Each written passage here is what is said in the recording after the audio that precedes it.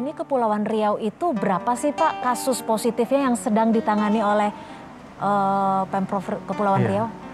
Ya memang kasus konfirmasi positif kita sejak Maret 2020 sampai saat ini itu berjumlah 53.600 orang lebih.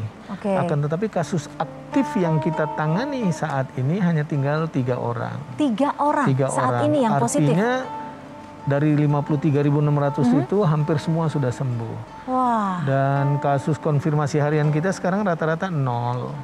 Kadang-kadang seminggu ada muncul 1, kita kejar, kita tracing. Sehingga positivity rate kita sekarang hanya tinggal 0,02%. 0,02%. Nah artinya kan berarti roda perekonomian di Kepulauan Riau ini bisa langsung cepat dikebut gitu ya Pak Ansar ya. Nah Pak Ansar, ngomong-ngomong soal roda perekonomian nih, ini kan juga menjadi target seluruh pemerintah daerah untuk berpacu nih. Kita berpacunya udah bahkan bukan dalam hitungan bulan, tapi dalam hitungan menit harus ada iklim positif gitu di roda perekonomian. Kalau di Kepulauan Riau sendiri, 3 kawasan ekonomi khusus nih Pak yang mau saya tanyain. Ada KEK Galang Batang, Batam Aero, dan juga KEK Nongsa. Ini apa sih sebenarnya yang membuat faktor dari Pemprov Kepri ini ketiga KEK ini bisa menjadi potensi yang luar biasa untuk roda perekonomian di Kepri? Kawasan ekonomi khusus ini kan kawasan gitu ya, yang memang kebijakan pemerintah pusat memberikan berbagai relaksasi-relaksasi di kawasan itu, agar supaya pertumbuhan ekonomi dan investasi cepat di situ. Nah, kita sudah ada 3 kawasan ekonomi khusus dan cukup berkembang dan eksis. Pertama, kawasan ekonomi khusus Galang Batang. Itu kegiatannya refinery boksit, menghasilkan alumina. Dan saat ini sudah memperkerjakan saya kira 6.000-an tenaga kerja. Dengan investasi yang sudah tertanam di sana lebih dari 15 triliun rupiah. Nah, 5 tahun ke depan targetnya menjadi 36 triliun. Nah, tentu ini mendorong percepatan pertumbuhan ekonomi di kawasan itu. Kemudian kita ada kawasan ekonomi khusus Batam Aeroteknik, yaitu pengembangan MRO, maintenance pesawat di Batam. Dan itu satu-satunya KEK MRO yang baru diterbitkan pemerintah. Nah ini juga dengan investasi sekitar 7,2 triliun rupiah, ini akan bisa ke depan menghemat biaya maintenance pesawat-pesawat terbang nasional kita sampai 60-70%. Bisa hemat 26 triliun rupiah kalau kita konversikan. Dan itu juga nanti bisa melayani gitu pesawat-pesawat narrowbody mungkin dari Singapura dan negara-negara yang lain. Dan ini juga memberikan perspektif pertumbuhan ekonomi ke depan dan melahirkan usaha-usaha pendukung seperti UMKM yang bisa mendukung itu. Salah satunya juga penyerapan tenaga kerja pastinya ya Pak Ansar. Kemudian ada satu lagi KEK Nongsa Digital Park. Di kawasan Nongsa Sensation. Di sana memang sudah eksis, sudah banyak resort-resort.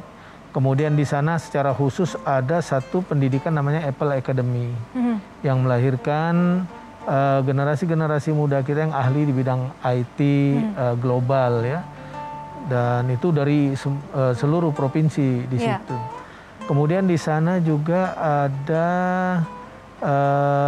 produksi film animasi kelas dunia. Kemudian kemarin sudah dimulai juga produksi film-film dunia seperti Bollywood ya dan film lain. Tapi karena COVID terhenti. Nah ini kita di lahan seluas 190 hektar gitu ya dan sangat besar. Saya kira terpacu investasinya ke depan dan juga akan mempekerjakan banyak orang. Dan ini Pak Ansar, artinya kan KEK Nongsa ini bertaraf internasional. Ada tidak sih spesifikasi atau target spesifik dari Pemprov Kepri apa yang ingin dicapai saat ini? Mungkin dalam jangka waktu 2022 gitu? Ya saya kira kita yang target kita tentu membangun dan mempersiapkan melalui SDM-SDM kita yang kompetitif ya. yang mampu berkompetisi di pasar global dan mampu mengisi pasar kerja tidak hanya yang bersifat inward looking ya, atau mengisi peluang kerja di dalam negeri, tapi juga outward looking di luar negeri. Karena memang fasilitasnya sangat memadai dan klasternya pun klaster yang baik, sehingga kita bisa menyaring SDM kita yang pinter-pinter ya, kita dorong ke sana. Dan saya kira Kepri membutuhkan itu ke depan. Ya, tapi kalau yang saya lihat dari program-program yang dicanangkan oleh Pemprov Kepri ini, tidak hanya ingin mengunggulkan migas dan juga makanan olahan laut, tapi sekarang juga menyasar ke digital, animasi, apalagi yang sekarang akan berusaha dicapai, karena ini kayaknya menyasar kaum milenial juga ya, Pak Ansar. Karena kita sekarang ini sedang menggalakkan industri 4.0 ya, maka kita sekarang mendorong program percepatan digitalisasi daerah. Karena digitalisasi bukanlah hanya satu kebutuhan, tapi satu keharusan gitu. Satu keharusan yang harus didorong, sedikit dipaksakan, karena kalau tidak kita akan menjadi penonton dan tidak menjadi pemain di situ. Maka digitalisasi ini kita dorong sekali, bahkan sampai merambah ke level UMKM di Kepri.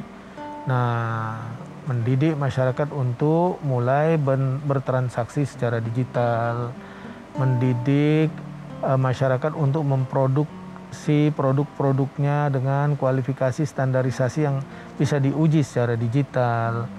Kemudian mendorong membangun pusat-pusat pasar digital di Kepri, termasuk kerjasama dengan pihak-pihak lain seperti Bank Indonesia di Kepri.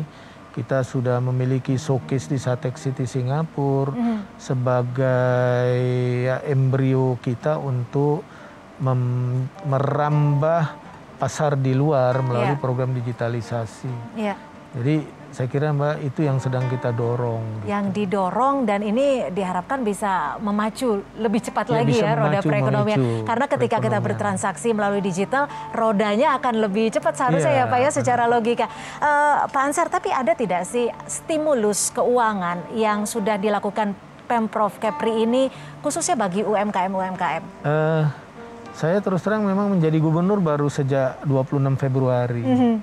Dan baru 9 bulan lah kira-kira. Tapi perubahannya cukup signifikan nih Pak. Saya melaksanakan anggaran yang sudah teranggarkan, namun di anggaran perubahan kita mempersiapkan anggaran walaupun baru 2 miliar rupiah dalam bentuk subsidi 100% pinjaman UMKM untuk memudahkan mendapatkan akses modal dengan pinjaman maksimal 20 juta rupiah. 20 juta rupiah ini per UMKM ya Pak? Per UMKM. Atau per orang? UMKM. Per UMKM? Ya biasa UMKM itu identik dengan orang. Per orang. Kadang-kadang ada juga Pak, kalau yang usahanya banyak, dia satu kerupuk, satu tahu gitu. Ya gimana Pak? Dan sekarang sedang proses lah berjalan. Dan kita juga mempersiapkan anggaran di tahun anggaran 2022 untuk memperluas itu. Karena saya yakin jumlah UMKM kita tidak sedikit dan masih banyak yang membutuhkan modal. Sementara juga sudah banyak juga modal memang yang digulirkan oleh pemerintah pusat melalui paket-paket percepatan pemulihan ekonomi. Nah ini yang akan kita dorong selain kita memberikan juga bimbingan teknis, manajemen pengelolaan usaha. Kita juga melakukan pendampingan usaha. Kita juga sedang mendorong bantuan untuk mempersiapkan fasilitas kemudahan seperti packaging house bagi produk-produk UMKM. Dulu saya Bupati Bintan, saya dulu Pemda punya packaging house 1 tahun 1 miliar kita anggarkan. Ya, masyarakat hanya memproduk-produk tertentu, tapi packagingnya kita yang mendesain, menyiapkan, memberikan secara gratis. Secara gratis. Nah itu yang akan kita dorong di provinsi ini ke depan supaya semangat UMKM. Itu bentuk keberpihakan kita juga. Kemudian juga aksesibilitas pasar tentunya. Makanya kita latih bersama Bank Indonesia dan teman-teman yang lain bagaimana percepatan digitalisasi UMKM ini bisa kita menarik banget ya sebenarnya. Om Jo, butuh nggak 20 juta? Tapi harus pindah nicknya ke Kepri ya. Oke. Nanti pengen banget sih Pak sebenarnya nanti Om Jo kalau mau ke Kepri saya juga ikut ya. Mau bikin UMKM karena packagingnya bisa diarahkan. Saya kangen sama gonggong. Apa tuh? Tapi gini Mbak, memang skema kita menangani COVID, ekonomi, tapi kita tidak meninggalkan prinsip-prinsip perlindungan sosial. Makanya kita menekan angka COVID itu bisa lebih cepat juga ada beberapa proteksi sosial yang kita berikan. Seperti setiap masyarakat yang terkonfirmasi positif, supaya mereka mau kita tangani di karantina terpadu, kita berikan jaminan 1 juta rupiah. Supaya keluarganya bisa mendapat jaminan kebutuhan hariannya ketika di aman gitu karantina. Istilahnya ya Pak, saat di karantina. Kota memberikan bantuan makannya. Setiap yang meninggal dunia karena COVID, kita berikan santunan 3 juta rupiah. Wah, santunannya jadi banyak juga. Jadi meskipun sedang terdampak COVID, sedang sedang pemulihan gitu ya, tapi aman keluarga di rumah. Kadang-kala kan ada yang punya gejala-gejala dia nggak mau periksa, takut yang masuk akhirnya nggak bisa bekerja gitu ya Pak. Tukang ojek, bagaimana dia memikirkan keluarganya, makanya semua cara kita lakukan secara simultan. Baik, minum dulu lah Pak. Saya mau langsung ngobrol lagi nih nanti kalau yang soal stimulus itu. Aduh, ini. Apa kira-kira yang Mbak Dewi butuhkan dan teman-teman? Apakah ada alat peralatan khusus yang bisa digunakan untuk memperkuat daya tahan produk? Harganya berapa Mbak? Mumpung ada Pak Gub, cepet. Iya. Harganya sekitar mungkin kalau lengkap dengan dibuat standarisasi GMP dan lain-lain sekitar lebih dari 1 M sih. Lebih dari 1 M. Target kita memang akhir Desember ini sebisanya 2 miliar itu sudah mesti kita cairkan.